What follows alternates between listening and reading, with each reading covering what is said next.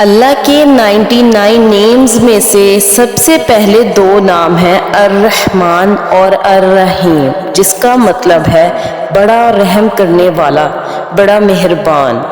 اللہ بے شمار رحم کرنے والا رب ہے۔ حضرت محمد صلی اللہ علیہ وآلہ وسلم نے فرمایا ہے کہ اللہ نے رحمت کو 100 پارٹس میں ڈیوائیڈ کر دیا ہے اور صرف ایک پارٹ اس دنیا پر اتارا ہے، جس کی وجہ سے تم دیکھتے ہو کہ ساری مخلوق ایک دوسرے پر رحم کرتی ہے، یہاں تک کہ جانور بھی اپنے بچوں سے محبت کرتے ہیں۔ Just one part of Allah's mercy is enough for entire world۔